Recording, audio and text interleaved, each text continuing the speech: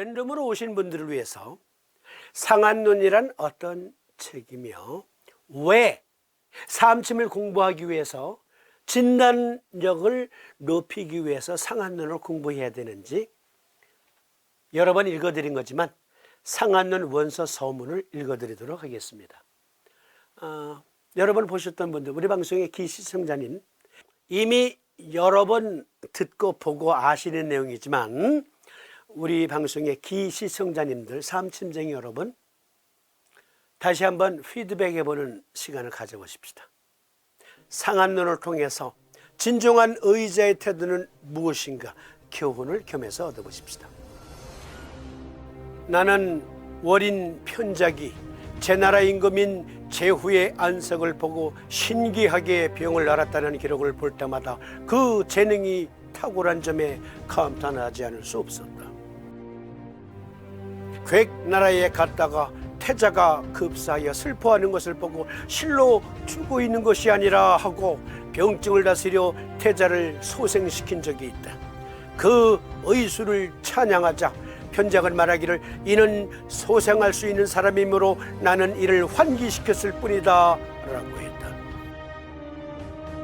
이것은 의자가 죽을 생명을 연장시킬 수는 없고 환자 자체가 살 수 있는 상태에 있는 것을 재기시켰을 뿐이라는 것이다. 또 제나라에 있을 때 환공의 안색을 보고 병의 소재를 진단한 일이 있다. 병이 피부에 있으니 곧 다스리지 않으면 깊이 들어간다고 하여도 환공은 나에게는 병이 없느니라 며 거절했다. 수일 후에 편작은 말하기를 병이 골수에 있으니 사람의 생사를 관장하는 사명이라 할지라도 어찌할 도리가 없다 하고 제 나라를 떠나버렸다. 그 뒤 얼마 되지 않아 환공은 죽었다고 한다. 괴이하게도 현세 거사들은 의학과 방수를 연구하는 데는 마음을 두지 않는다. 원래는 마음껏 의술을 연구하여 위로는 군주와 양친의 질병을 다스리고 아래로는 빈천한 사람들을 질병의 고액에서 구제하고 자신의 건강을 보존하여 천수를 누려야 할 것인데 참으로 이해할 수 없는 일이로다. 현세 사람들은 영화와 권세만을 다투어 권호를 부러워하여 쉬지 않고 부지런히 노력하여 명예만을 추구하고 있다. 이렇게 하여 그 본말을 숭식하고 근본을 버리며 표면은 화려하고 내부는 초췌하게 버려두니 피부 없는 곳에 털이 어찌 쉽게 붙겠는가. 이러한 부유한 생활을 하다가 갑자기 외사를 만나면 급성 열병과 같은 비상상태의 질환과 만나게도 되기도 하니 몸에 재화가 급박하면 우협을 당하여 평소의 지절을 굴하고 신주나 문유에게 구원을 애원하며 의자가 위독함을 고하면 어찌할 도리 없이 죽기를 기다린다. 100년의 수명을 타고난 지극히 귀중한 몸이건만 그 고귀함을 모르고 엉터리 의자에게 몸을 맡겨 처잡한 처치를 받아 죽게 되니 가엾어도 몸은 이미 죽었고 그 신명은 소멸되고 변하여서 황천에 잠입하면 가족들이 모여 제읍을 하는 것은 통탄할 일이 아닐 수 없다. 온 세상 사람들은 모두 혼미하여 자기의 생명을 아낄 줄 모르고 경솔하게 취급하면서 어디에 영화나 권세가 있다고 하겠는가. 나아가 군신의 병을 다스리고 빈천한 사람들을 고액에서 구제하거나 한 걸음 더 나아가 자신의 건강을 보존하여 천수를 누리고 자기를 사랑할 줄 알아야 한다. 재화를 만나 몸이 위험할 지경에 처해 있어도 혼이 나간 사람같이 목매하여 적당한 처치를 할 수 없게 된다. 가엾어라. 권세와 허영만을 탐내고 근본을 생각하지 않아 귀중한 신체가 망각되고 무력에만 눈이 어두워 빈국을 건너듯이 위험한 생활을 하다가 이와 같은 결과가 된 것이다. 나의 친척이 많아서 200명 이상이었으나 건한 원년부터 10년도 못 되어 사망한 사람이 3분의 2에 달하는데 그 가운데 7알은 상환에 리환하여 죽었다.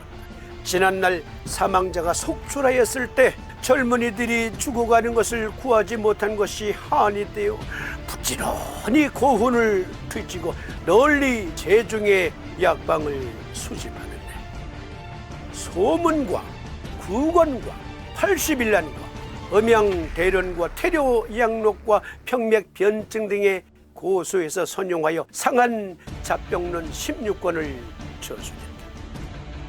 비록 모든 병을 다 치료한다고는 할 수 없더라도 병을 봐서 그 근본을 아는 데는 거의 다 했다고 생각한다. 또 내가 수집하여 편찬한 상한 잡병론을 읽으면 깨달음이 있을 것이라고 생각한다. 대자연은 금수 목화토 오행의 운기를 천지간에 분포하고 삼라만상의 생장과 변화를 수장하고 사람은 인, 의, 예, 지, 신 등의 오상의 길을 타고 났으며 오상의 길은 형상으로 나타나서 오장이 된다. 그 기혈 운행의 통로가 되는 경락과 기혈 집산의 관문이 되는 부유를 통하여 음양의 기가 회합하고 통달하여 생명을 보존하고 있으나 이 음양의 변화는 미묘하여 측지하기 어려운 것이므로 우수한 재능과 정묘한 지식을 갖지 않는 사람은 그 심오한 이치를 어찌 탐구해내겠는가?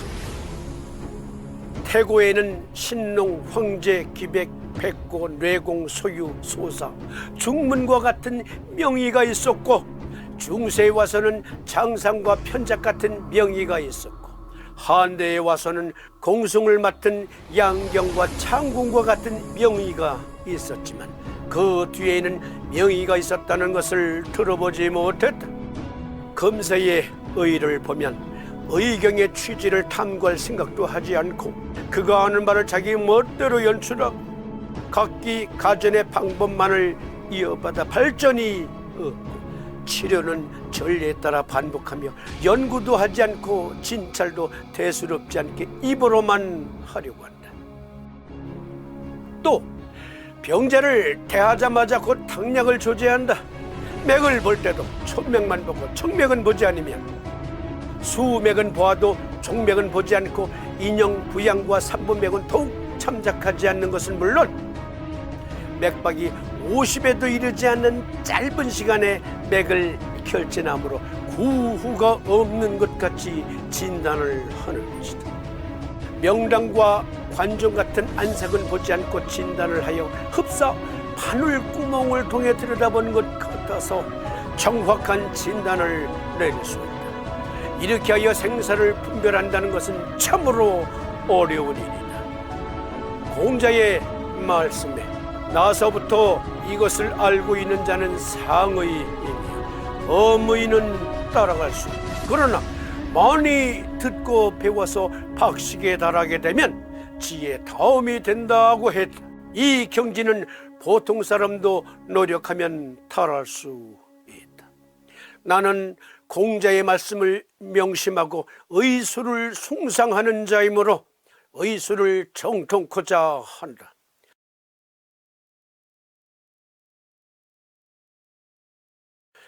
한나라 장사성의 태령 남양장기의 저자. 네, 코멘트 안 할게요. 그냥 들으셔도 우리 지금 삼침을 공부하는 분들 그리고 우리나라 한의계 서의계를 막론하고 전문 의료인들 의자의 태도는 어떠해야 되는가? 중경선 선생께서 아주 뼈아픈 말씀을 하셨는데 피가 되고 살이 되는 말씀하셨는데 제가 덧붙일 말이 무엇이 있겠습니까? 다만 이것만 다시 반복해서 읽어드리겠습니다. 공자의 말씀에 나서부터 이것을 알고 있는 자는 상의이며 범의는 따라갈 수 없다. 그러나 많이 듣고 배워서 박식에 달하게 되면 지혜의 다음이 된다고 했다. 이 경지는 보통 사람도 노력하면 달할 수 있다. 나는 공자의 말씀을 명심하고 의술을 숭상하는 자이므로 의술을 정통코자 한다. 멋진 말씀이죠? 멋진 말씀입니다. 두고두고 새겨야 할 말씀이 아닌가? 그렇습니다. 오늘도 여러분과 통화했는데요. 하나님이 아파요. 우리 아들이 아파요. 등등. 그런데요. 아니 삶쯤에 사자도 몰랐던 분, 상한 눈에 상자도 모르고 의학의 의자도 모르는 분이 의사가 못 고치는 병은 누가 고치란 말이냐? 외쳐봐야 소용없어요. 공부해야 돼요. 공부하지 않고 함부로 남에게 침등 흔드는 것은 그 환자를 우롱하는 짓입니다. 혈자리 달달달 외웠다고? 아니 그건 스킬이죠. 그냥 손기술이에요. 기능공이라니까요. 그런데 일반인들이 의학을 공부할 수 있는 기회가 대학에 들어가지 않고는 없잖아요. 우리는 울타리 없는 대학원입니다. 울타리 없는 학술원이에요. 어려우세요? 그냥 저만 믿고 따라오세요. Follow me please. 그러면 혈증은 완벽 이해를 위해서, 그리고 어떻게 삼침을 가르쳐 줄 것이냐, 그리고 진단 요령까지도 가르쳐 줄 것이냐, 상한론, 열결축혈증, 그리고 41장 혈증문 교차로 토론하도록 하겠습니다.